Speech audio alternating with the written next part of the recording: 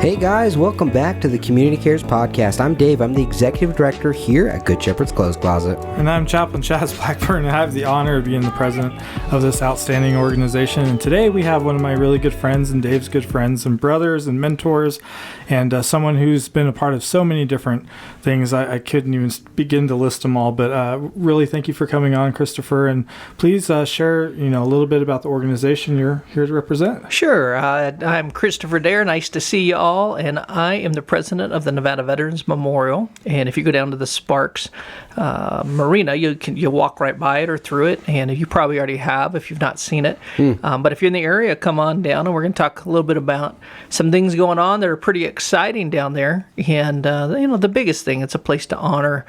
We have over 900 names on a wall there that's from the whole state of men and women who died in the line of battle. And the reason it's so important to keep these things in front of everybody and to honor our veterans in public is that if you don't do it in public, then your kids won't understand it. We have to keep it out for everybody. We want to pass it to the next generation. And the coolest thing is that this is not going anywhere. This is going to be there for a long time. So it's pretty exciting. And what a blessing that it will be. Yeah. Yeah, super cool. Thank you so much for being here. We really appreciate it. We're going to dive into some upcoming events that are happening in the community. If you're new or newish and you don't know about Good Shepherd's Clothes Closet, we are a free clothes closet in Reno or Sparks, Nevada. And we give away, last year we gave away $1.2 million worth of clothing for free to people that need it most. Through our micro closet partners and through our storefront, we are always giving away lots of clothing, and it's donated by people just like you. So if you want to learn more about Good Shepherd's Clothes Closet, please visit getclothes.org. And I just want you guys to know that I wore Ask Me About My Dad Jokes t-shirt just for you, and because we're all dads. It's a dad group. It's pretty awesome. Dad group. That was weird. I'm also Dad squad. I'm also grandpa. I have grandpa jokes. We're not there yet. It's not the grandpa squad. Grandpa squad. What's a grandpa joke sound like? I'm still working on it.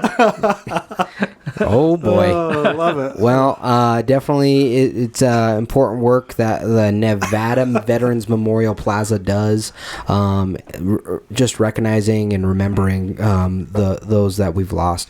So thank you so much for all your work that you do with them, and I love sitting at the plaza. I love just being able to sit, listen to that song that it was your dad. Yeah, my dad wrote that before he died. And it is so powerful to be able to sit and just look at some of the names and just remembrance. So thank you. Oh, you're welcome. One of the neat things is there's a few people in town who are Gold Star families. And if you don't know what that means, a Blue Star family means that they have someone who's deployed or someone who's enlisted in the military. A Gold Star family means that they have someone in their family that died. And so it's important you kind of know the different distinctions there. But we have a couple people who have had a hard time go visiting at another cemetery, so they bought a brick that they put in the ground and they actually go visit it. And so it's a real place. It's a place of honor, of value. Powerful. And I look forward to sharing more about it, but there's a lot of good stuff down there. Yeah. Well, yeah, it's amazing. And your organization has actually supported Good Shepherd's Clothes Closet. You guys have donated a brick for our upcoming fundraiser, so thank you so much for that. We really appreciate it. You can bid on the brick on our upcoming fundraiser on May 15th from 5 to 8. It's at Engine 8 Winery, and we are going to be those tickets are on sale now. If you go to gsccreno.org/wine and dine, it's our wine and dine event, and we are just having a fun time at $88 per ticket, and it's going to be a great event. Live music is being donated by Engine 8 Winery, and then also pizza and wine will be included in that ticket as well. I got to tell you, though, have you had their pizza? Oh, it's really good. It's some of the best pizza in town. Unreal. Like, it's so good. We, my wife and I, we do a vlog thing where we go around town and we review and or highlight local businesses that we really enjoy. And we did one at Engine 8 Winery. And, we experienced the pizza, wine, and music all on the same night. And it is an experience. It really is. It's not just, oh, you're going out for pizza. No, people are having fun, drinking wine. It feels so classy, and the environment is so well put together. I love Engine 8. And shout out to them. They really give a lot back to the community, to us as an organization. Yeah. And really, if you haven't tried them, or even if you have, go support local. It's so important, especially for those small business owners.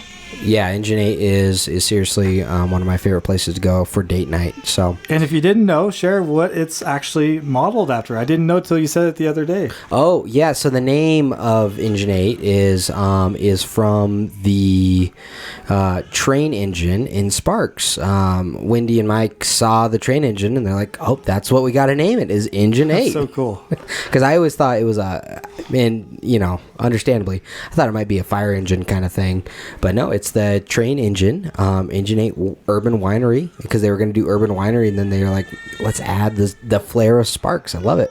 One of the things you can do down there is you can actually make your own mix of wine.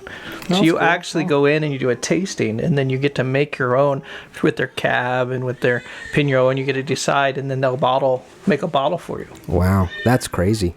It's going to be a fun night. Yeah, it's going to be a great time. Yeah. All right. And the second event now.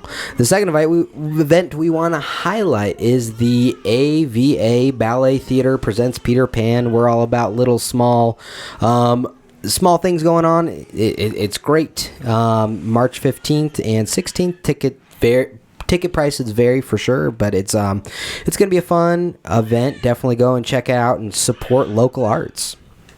They always do a really great show, AVA Ballet. I'm going to go check on my baby real quick because he is screaming. Will you keep it going? Oh, absolutely. Christopher and I can talk a little bit. Yes. So the next event we have, this cracks me up, Nevada Bumblebee Atlas Training. I don't have my glasses. Can you read it? Yeah, at the Ranch House at Rancho San Rafael Regional Park, 1595 North Sierra Street, Reno. And you got to go and register. I don't actually know what the Bumblebee Atlas training is. I don't either. What's funny is like the Grappa Squad. I can't even see the. That's funny. I can read far distances. So. Well, it sounds like it's going to be fun, and I'm imagining, I can't even imagine what that is. It's probably something for kids, and I'm sure it's going to be great. We'll loop it back in when Dave comes back, but I did speak with Andrea Pelto this morning. She said to tell you hi. She was going to try to jump on. She missed seeing you, and she's still in Florida with her dad. But she said, Christopher, I got to watch, so get on and say hi. I miss her so much. It's funny. There's just a few... They're actually warriors, and it sounds interesting because if you saw her, she's about that tall. Yeah. And, she might not think of herself as a warrior, but without question, if I needed someone to have my back, she's one of them. You don't want to mess with her. So we laughed about it, but we actually have no idea what Nevada Bumblebee Atlas is, and I couldn't even read. I couldn't even read it from here. Yeah, sorry about that. So the Nevada Bumblebee Atlas training is at the Ranch House at Rancho San Rafael Regional Park. It's actually going to be a training that is public. For the public, and it's a program that is all about educating the public on bumblebees. Oh, it is what it sounds like. Yeah, isn't that so cool? I didn't know if it was like Transformers, like a Nevada bumblebee. Such an important thing. I mean, the bee population is dying off right now. It's not good. It's not good for our environment. So to be able to have that in our environment is huge. What did the officer bee say to the the patron bee? I don't know. I don't know. You're a little too buzzed. Oh, that was bad. I know. That's why I wear my bad dad jacket. Here's the thing. I bet you they will teach you how not to get stung by a bee. And so, if anything else, come out for that. Yeah, no, it's great. I love highlighting these small local events that are really trying to educate the community, and big things are happening. But I don't want to bring this up. It's not on our list, and we've been talking about it a lot, but it is soon. So we want to highlight the ribbon cutting at RPM. Yes. Oh, yeah, absolutely. So for the Circle Life Guest House on March 20th at 3 p.m., we encourage the entire community to come out. It's going to be just a great time. If you're curious about what we're doing for the community, it's a great time to learn a little bit more and be able to celebrate Nevada's first hospice guest house, and just to be able to come together. And if you've never been to Reno Public Market, it's really a neat place. And I know it's not Sparks, guys, but it really is. They donated.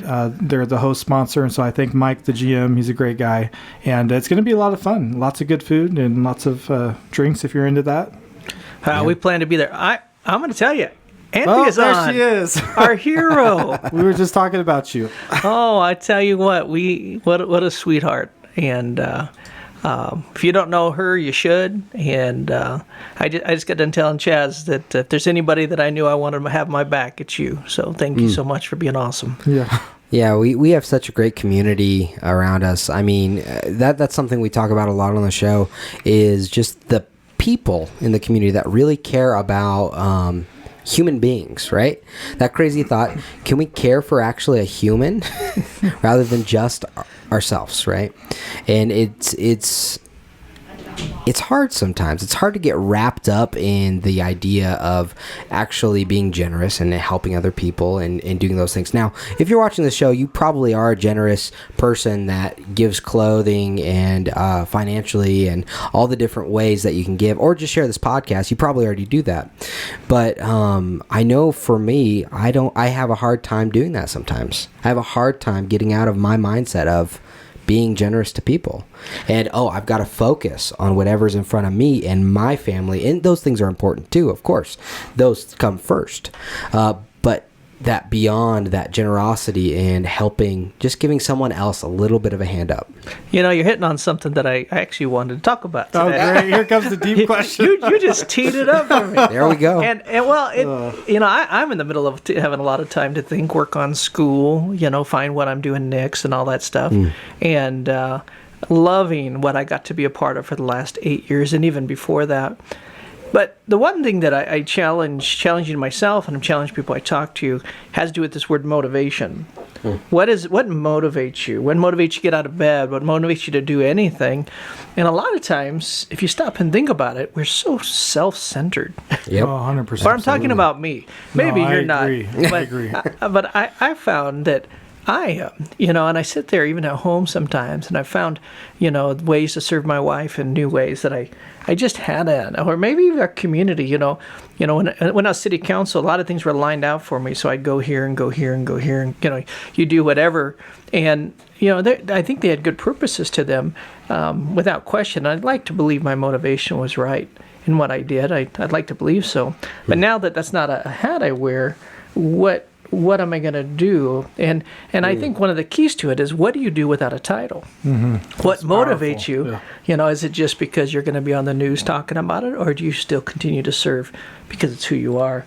And so it's kind of one of those things that, I don't know, what do you guys think about that? I don't want to steal the show. I don't know if you're done with your This is great. But Please steal the show. But what do you think about it? How do you handle, and what motivates you?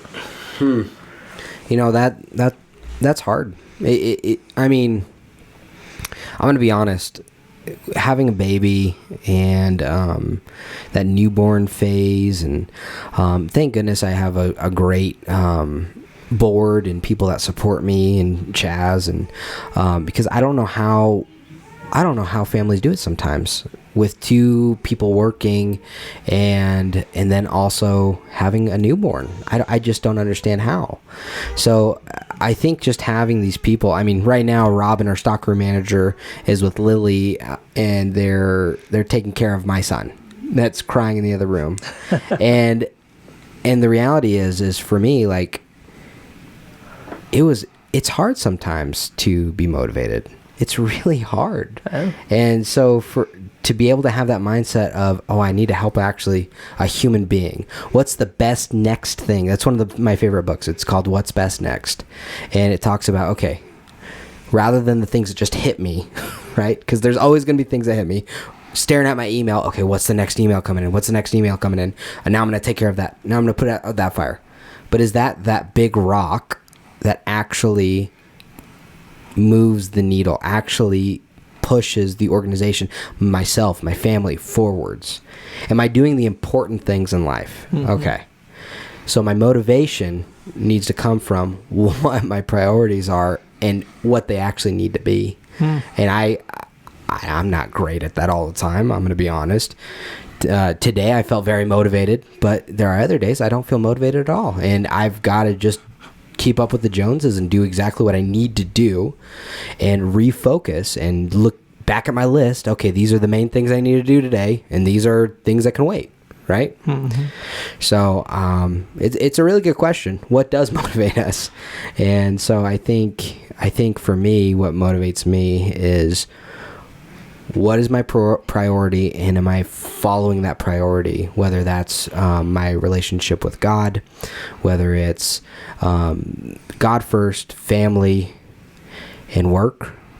But a lot of times, I mean, Chaz and I have this conversation a lot over the phone. My priorities all out of whack this week. When we were walking around the Sparks Marina, this guy over here was like, "What are you doing on the phone?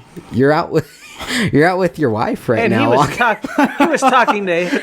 I gotta look at. Oh, that's true. I'm gonna chastise both of you. He didn't tell me he was walking with his wife until you walked up, and then I was like, "Wait a minute, Deacon Sarah, you're talking to me? Enjoy your wife." I said that. Yeah, you enjoy did. Walking with your wife. You did, but I was like, this has to get done. We're talking about a big new project we can't announce yet, and so I was like, so focused on maybe what's not actually best next in that scenario, right?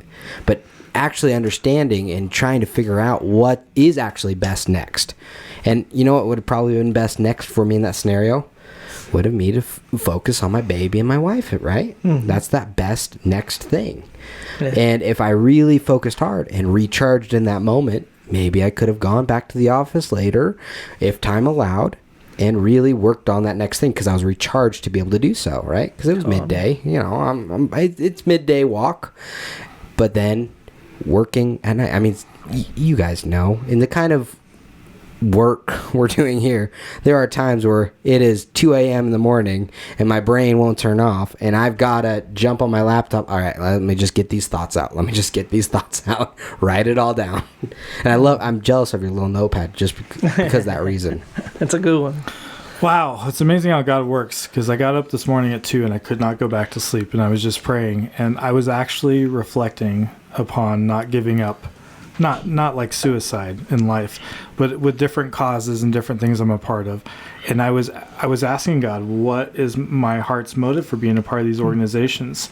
And is it really to serve people, or is this about trying to be a leader or a title? And should I be giving up certain things to spend more time with Lily? And God brought to my mind, and he's bringing to my mind now, about how selfish I was. All I cared about back in the day, I ran 3 states for Samsung. I was a general manager for Boost Mobile, TWI. I was very successful in the world's eyes. All I cared about was success, titles, and money, and it never fulfilled me. And then God smacked me across the floor, and I started putting him first, and everything aligned.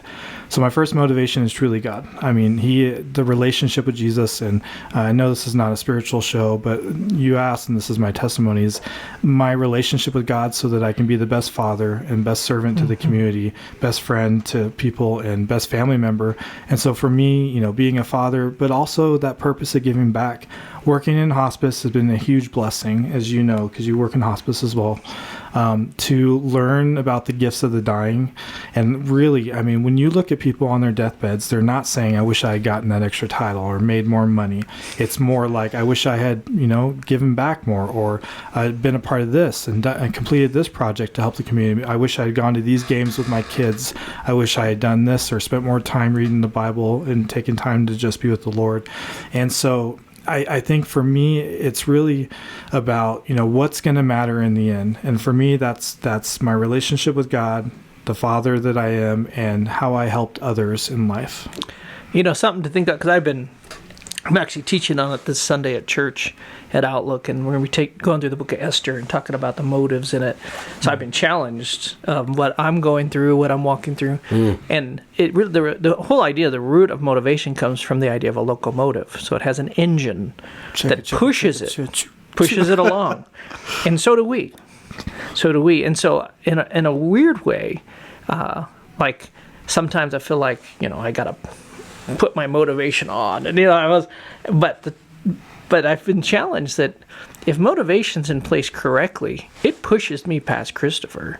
If I have the right drive, if I have lined up who the Lord is in my life and the right, whatever that is, it pushes us forward. And truthfully, some days it's about Kristopher, which makes it so I can lay in my couch and suck my thumb, right? And not worry about anybody else. Don't get me wrong. There are times that resting's not a problem. There's nothing wrong with that. But what is that really is driving us? And it's interesting because I watch a lot of the news, and obviously as other people do. And if we had to watch, this world is so interesting because we have all these different motivations going on, and I don't want to be a part of something that has a motivation that's out of caring and valuing other people. And so, when I think of whatever is fully next for me, I want that to be in place. But I also want to honor the Lord, and I want to leave a legacy with my kids. And my grandkids now. And so it's just interesting. It's an interesting question that's been going through my mind. And like I said, I'm honored to get to teach on it coming up. But at the same time, it's become a very personal question for me. And it's I just want to be vulnerable. It's a daily struggle to really dissect those motives and through our own grids with ourselves to actually see what our true motives are, because we have such corrupted hearts or troubled hearts in this broken world. Sometimes it can be so difficult to see that true motive. And so sometimes I think it's important to talk with people that you trust to get outside perspective, but other times it's just that self-reflection with the Lord. So how do you dissect with what your true motives are? What are ways over the years you found that you're able to see clearly and truthfully of what your motives are? It's funny. I'm actually going to I'm trying to work on a tool that people can use as evaluation, that they can true motivations is right. The right wording of that is to stop and slow down. But for me, one is my wife. She'll tell you the truth, right? Oh my God! Well, and it's just having people in your life that you trust that can stop and say, "Get off that phone." You know, and I say that. I mean, I probably would say that to anybody, but not everyone would listen. But I knew I could because we have a relationship, and I can speak into that life as you can speak into my life. That the one thing that when it comes to having those people, it's not a one-way streak. It's something that you both get to be part of. But I think having people in your life, I think coming back to what you value most, and so for me, God's word is something that the Bible is very important to me as well. But so, what are the things that truly show value to you? And then it almost sounds weird, but if your motivation's off when you're done, it almost leaves a bad taste in your mouth, even if you feel like you did something good. Yeah. Because if you did something good with the wrong reason, it's still that's a good point. It moved forward, and maybe people whatever, but in your own self, that this was not about for the right reason. Right. And so some people would say, well, at least it got done. Well, I'd say, what? It'd be better that those two would line up, Yeah, giving joyfully is always good, and to have the right spirit and heart and mind when you're doing it. I agree with that. But I also think there is something to be said about still showing up and doing the job even when you don't want to do it. Yes, I agree. It's sweeter if it's done joyfully and encouraged, but I've done things that I have not had the right intentions, and I have to catch myself and reconfigure, I guess. Well, let me say this, because I think we're talking there. If we just think of our daily intentions, there are many days you do things you don't want to do. Yes. But you think of our larger motivations of life, because I've known you guys for quite some time. You're talking about like vanity, maybe? Actually, you introduced us. I always forget that. Yes, this is perfect. Well, but I'm saying, but there's a larger motivation to your life, even on the days that you're feeling numb, that will push you into doing the right thing. And that's not wrong. And you won't always feel joy and happiness about everything you're going to do. And so that's kind of, I want to be careful, because I'm not talking about that, even though there's a part that you can be in the day. But when you did something dirty, like it was about me only. Because I can say, think about it. If you get up in the middle of the night and you go love that little kid, your little baby, so your wife doesn't have to wake up. You maybe did not want to do that at this. Maybe you're tired, right? But in the end, What are you talking about? my wife used to do this in the middle of the night. And then she'd act like she'd go back to sleep. But now she does it with the dogs. The dogs will be barking, and she's all. That's doesn't mean, even if there's not a desire to do that right now, it doesn't mean your motivation's off. It just maybe your inspira's off. So I see what you're saying. There's a difference there. Yeah. It's that deeper core motivation versus the idea that we're not inspired to do that thing in that moment. So I see what you're saying. But I think you have a really good point. I think it's a good point to as we kind of put on the table, that we line out differently. Because if you're not careful, people will think, well, my motivation was off today. Yeah. Well, I think motivation might be a bigger picture life item than just day to day. It's kind of you taking the time to see what's pushing you down the road, and like a locomotive, what's driving you, and maybe there are days that maybe you are off. Maybe there's a day that you do go off, but I question that. But if you're consistently fueling yourself with the overall motive and recalibrating, you're right. It's a lot easier not to reach full burnout if you have a calling, because your motives are right and you're feeling that passion for what you're doing. That can keep you going through those difficult valleys. Total. Well, I'm going to give two more words on it that are interesting. They're psych words from psychology, but there's this thing called zone of proximity, which is almost in a sense what God's made you to be, let's say. Psychology doesn't always believe in God, but it's the idea that you almost Your center. the center of what you feel like you're made for. And then there's this thing called self-efficacy, so it's how you view yourself. And a guy named Bandura, if you ever want to go back and check him out, would say you're going to be most aligned when you line these two up. When you have these two hit each other, you're going to have that aha moment, like, I know what I want to do, that these two things line up. But I'm adding in there, because I've been thinking about this motivation will help you hit that spot, or will help you almost hit that spot, but then you'll go right past it. Almost like two magnets that can't hit each other if your motivation's off. So you can come close to enjoying what you're made to be, what you feel good about yourself, how you see yourself. But when those two align, it's like that aha moment, and that's what you want to push for. The opposite of that is to be like, if I took this mic and started singing to you right now, you would say, his zone of proximity is not singing, and he should stop. Yeah, I would just mute you. But if my wife was here singing, that'd be a different exactly, story. because that's what she's made to do, and so it's different. But I think I'm really kind of come to the idea. It's almost like this motivation really can tweak these things lining up. That's kind of one last saying that I really like. It just kind of ties it up, but maybe not so much, but for me it does. Mark Twain said, you're born twice and start living twice. The day that you're born, and the second is the day you realize why. And I just think that's super powerful, because it's about that calling and finding what motivates you. That's good. Well, I definitely think that's definitely a deep concept. Yeah, thanks, for sure. Kristopher, for hey, what's the Memorial Plaza doing? Hey, we have good motivation, man. We're running.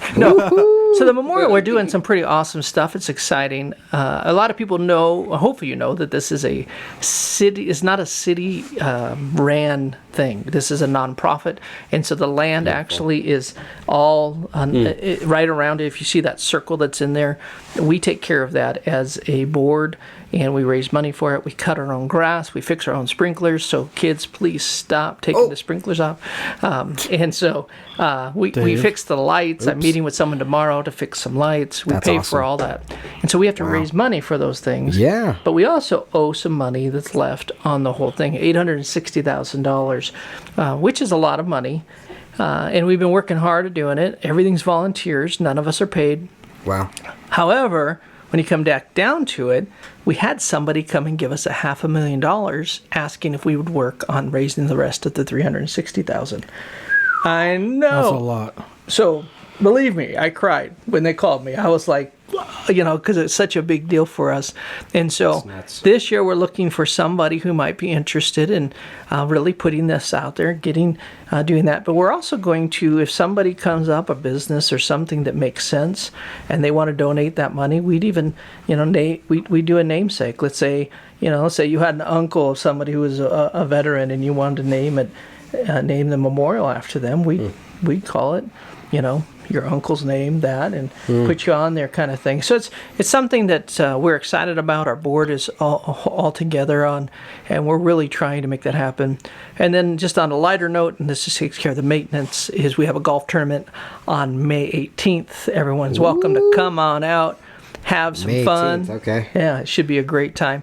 And here's the thing: if you don't golf, you don't have to golf to be a part of it. You can get a hole. You can sponsor, you can do all kinds of things, but it's going to be a fun time. And again, we're all volunteers, so you can also volunteer to come out and say, hey, I appreciate veterans, I just want to be a part of it. I really want to get the elephant out of the room. And just, again, I don't think people understand. I was so disappointed, and I don't normally get caught up in the negative comments, but you were on the news talking about raising money to finish this out and see it through. There was a lot of negative comments about fraud, and I don't think people understand. Q&D and all the partners, they pre-built this in good faith, and there wasn't money spent that was raised and like hidden or taken somewhere. We have to see this through, and you guys have worked so hard to be able to see this to completion for generations to come. We got to get the remainder built. I mean, that's just so critical. Yeah, people don't understand, and it's funny, I don't always respond to different things, but thanks for putting it out there. I say this: we have a board, and everybody who looks at all the finances, again, there is nobody paid. I'm not paid a dime, and so there's no money going to anything except with the running of the memorial. And we've raised about $2.1 million total, and the thing cost about $3 million, which is incredible. And so we have more work to do. I mean.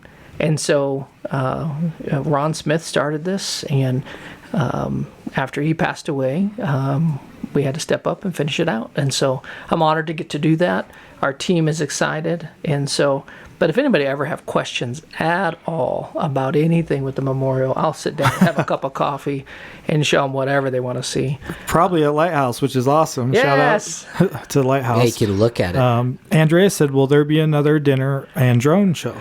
Oh, so that was amazing. It was amazing, by the way. Oh my goodness! I'll never forget that. Well, once this is paid off, my goal is to get sponsors that can help do the drone show again. What this year's going to be focused on is really getting the 380,000 that needs to come in. And so, with that said, we're not going to have it this year, and we are going to. Our board hasn't decided if we're going to do a dinner or not, but we are going to have an all veterans on deck type Saturday where people can come over, come down to the memorial, give money, help sponsor it, and that kind of thing. And we don't know the date yet, but it's coming up this summer. We also are going to have some movies in the park, though. Oh, cool. We're down there, and they're going to be all veteran families, or anybody who wants to come, but they will be something to honor our veterans and their families and those who are enlisted now. I want to real quickly, just a quick story, because it really honors what this is all about. And you were a councilman at the time, extremely busy, but you always, if I ever called you and needed something, you always took the time. So I thank you and honor you for that. But there was this veteran. This is what the memorial does for veterans. There was a gentleman, which I can't say the name because of HIPAA, but he was on hospice. He was really struggling with processing his life as a veteran and just as a man as a whole. And he was struggling to accept that he was dying and that purpose. And a lot of times when we have to try to provide hope as chaplains in hospice. There's no hope necessarily for physically getting better necessarily, but hope and there was value in their life, and whatever time remains can be of value. And so there was this gentleman, and so I called you up and you said, you know what, bring him down here. I'd love to meet him. And so that veteran finally got to get out of the house, and we had him transported down there with a nurse and myself present. And you showed up, and you had just had brain surgery, literally, from your tumor, I believe. And you came up on your cane, and you made your way up there, and I was so grateful. And you gave that veteran a personal tour tour and a challenge coin of the Veterans Memorial. And I can tell you that he had that coin until he died, and that brought tears to this man's face. And honestly, it brought purpose. And just honoring him and his family, seeing that, his daughter actually showed up with us, and to be able to see that, I mean, that's just one of 1,000 stories of why this matters, and especially for our youth, like you said, and keeping our generations understanding that freedom is not free. One of my favorite sayings is that, all gave some, but some gave all, right? And that's just, it's super powerful. Well, and a couple of things that are at the memorial, and thank you for that story. Thank you.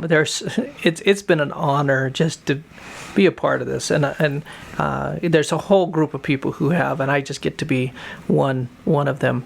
But one of the things that I want you to know is that we do have the Papers of Freedom down there. Part of the Ron Smith Education Path will tell more and more story. And we do have, you can down and you can look at the Bill of Rights, you can look at the Constitution. It's right there on display like that's so cool. That is so you can't understate, you can't overstate enough, about how important that is. Most kids have no clue.